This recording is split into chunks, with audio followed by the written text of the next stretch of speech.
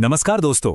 आज हम एक ऐसी मजेदार 3D एनिमेटेड कथा का विश्लेषण करने वाले हैं जो सीधे वृंदावन की उन प्यारी गलियों से आती है। देखिए, भक्ति और दैविक प्रेम के किस्से तो हमने बहुत सुने हैं, लेकिन आज बात थोड़ी अलग है। आज फोकस है उस हंसी मजाक और शरारतों पर जो इन कथाओं को और भी जीवंत बना देती हैं। तो चलिए, बिना किसी देरी के इस आनंदमयी कथा की गहराई में चलते हैं। अब जरा इस कहानी के सबसे बड़े और सबसे मजेदार मोड़ को समझिए। अचानक से घोषणा होती है, मानसुखा नहीं होने देगा कन्हैया का विवाह। सोचिए जरा, एक तो दिव्य विवाह और उसमें रुकावट कौन डाल रहा है? कन्हैया का अपना ही सबसे खास मित्र। यह सिर्फ एक नाटकीय संकट नहीं है, बल्कि हास्य का एक ऐसा जबरदस्त आधार है जो आपको शुरू से अंत तक बांध कर रखता है। आखिर जिसका सबसे पक्का दोस्त थी, उसकी शादी में टांग अड़ाए, वहां हंगामा तो होना ही है ना?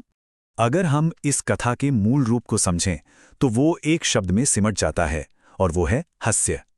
अक्सर लोग सोचते हैं कि दैविक कथाएं बस ज्ञान और ध्यान तक सीमित होती हैं, पर असल में भारतीय परंपरा में हास्य और भक्ति अलग अलग नहीं है। ये छोटी छोटी शरारतें, दोस्तों के बीच की नोकझोंक, ये सब भक्ति का ही एक आनंदमयी रूप है। ये वो मैजिकल तत्व है जो इन दैविक किरदारों को हमारे बिल्कुल करीब ले आता है और दिलों में सीधे खुशी घोल देता है। तो चलिए, इस पूरे कथा के सफर को एक बार समझते हैं। यात्रा शुरू होती है वृंदावन से, फिर आगे बढ़ती है बरसाना की ओर, विवाह का औपचारिक प्रस्ताव लेकर। उसके बाद आता है कहानी का सबसे दिलचस्प हिस्सा, यानी शादी में होने वाली पूरी उथल पुथल, और आखिर में बात पहुंचती है पवित्र वरमाला तक। ये पूरा सफर एक ऐसी बेहतरीन रफ्तार सेट करता है कि आपका ध्यान एक पल के लिए भी नहीं भटकता। अब देखिए, कोई भी अच्छी हास्य कथा अपने किरदारों के बिना अधूरी है। इस दिव्य नाटक के मुख्य किरदार बिल्कुल सटीक हैं। हमारे पास हैं पूर्णामासी माता, जो रिश्ता जोड़ते हुए ये प्रस्ताव लेकर आती हैं। फिर हैं हमारे नटखट कन्हैया यानी दुल्हे राजा, और उनके सामने है दिव्य दुल्हन राधा रानी। लेकिन असली रोचक मोड़ लाते हैं मनसुखा, जो हर कदम पर रुकावट बनेंगे। और हां, वो गोपियां जो सख्त परीक्षक बनकर कन्हैया की परीक्षा लेने वाली हैं। हर एक किरदार का अपना एक अलग ही अनोखा अंदाज है यहाँ। तो कहानी के पहले हिस्से की शुरुआत कुछ इस तरह होती है। पूर्णामासी माता वृंदावन से निकलकर सीधे बरसाना पहुंचती हैं, और उनके पास क्या है? कन्हा का विवाह प्रस्ताव। अब आप खुद कल्पना कीजिए उस माहौल की। जैसे ही ये औपचारिक प्रस्ताव उस खूबसूरत नगरी में पहुंचता है, एक अलग ही उत्सुकता पैदा हो जाती है। पूर्णामासी माता की उपस्थिति अपने आप में एक बहुत बड़ा संकेत है कि अब आगे कुछ बहुत ही दिलचस्प होने वाला है। और लीजिए, तनाव अब अपने चरम पर पहुंच चुका है। यहां कन्हा को एक नहीं बल्कि दो बिल्कुल अलग तरह की रुकावटों का सामना करना पड़ रहा है। एक तरफ तो मानसुखा की अनियंत्रित मजेदार आड़ाचने हैं, जिसमें पूरी तरह से हंसी मजाक छुपा है, और ठीक उसके विपरीत वो गोपियां खड़ी हैं, बिल्कुल सटीक और अनुशासित ढंग से कन्हा की कठिन परीक्षा ले रही हैं। ये जो दो अलग अलग दिशाओं से परेशानियां आ रही हैं ना, इन्हीं का टकराव इस कहानी को एक अद्भुत हास्य कथा में बदल देता है।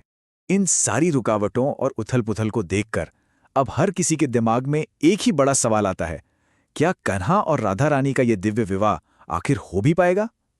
सोचिए, एक तरफ गोपियों की कठिन परीक्षा और दूसरी तरफ मनसुखा की लगातार चल रही शरारतें। इन दोनों हलचल के बीच से क्या यह मिलन संभव है? ये वो पल है जहां कथा में एक जबरदस्त उत्सुकता बन जाती है, और आप बस यही सोचते हैं कि आगे क्या होगा। और आखिरकार हम आते हैं इस कहानी के मजेदार अंत पर, जो बस इन 4 कदमों में तेजी से सामने आता है। पहला कदम, एक बड़ा मोड़। मनसुखा, जो अब तक तंग अड़ा रहा था, वही अचानक कन्हैया को गोपियों की परीक्षा से बचा लेता है। दूसरा कदम, हमारे नटखट कन्हैया अपने अनोखे अंदाज में सबको पूरी तरह चौंका देते हैं। तीसरा कदम, राधा रानी को आखिरकार वरमाला पहना दी जाती है। और चौथा कदम, जो शायद सबसे ज्यादा हास्यास्पद है, मनसुखा, जो ये शादी रोकने चला था, वो बस वहां खड़ा बेचारा हैरानी से सब देखता रह जाता है। ये सटीक समय और भाव सच में कॉमेडी का एक बेहतरीन उदाहरण है। इस कथा के आनंदमयी अंत के बाद थोड़ी बात इस अनुभव को जीवंत बनाने वाले इस 3D एनिमेशन पर भी करनी बनती है। व्रज की उन प्यारी गलियों का ये जो रूप दिखाया गया है ना, वो बस देखते ही बनता है। ये आपके अंदर एक बहुत ही गहरा नॉस्टैल्जिया और प्रेम जगा देता है। ऐसा लगता ही नहीं कि आप सिर्फ कोई एनिमेशन देख रहे हैं, ये आपको सीधे उन पुरानी जादुई गलियों में ले जाता है, जहां इन देवी के कथाओं का हर कोना जिंदा महसूस होता है। तो दोस्तों, हमारा ये विश्लेषण एक बेहद सरल पर उतने ही प्यारे भाव पर आकर ठहरता है, और वो है राधे राधे। ऐसी हंसी मजाक और दैविक प्रेम से भरी कथा सुनने के बाद अंदर से स्वाभाविक रूप से बस यही निकलता है। आप सब भी कमेंट्स में राधे राधे जरूर लिखिएगा और इस खुशी का हिस्सा बनिएगा। पर जाने से पहले एक बात जरूर सोचिए, क्या यही वजह नहीं है कि सदियों बाद भी ये दिव्य हास्य प्रसंग हमारे इतने करीब हैं और आज भी हमें उतना ही आनंद देते हैं? इस पर विचार कीजिए। आज के इस विश्लेषण में बस इतना ही, फिर मिलेंगे ऐसे ही किसी रोचक विषय के साथ।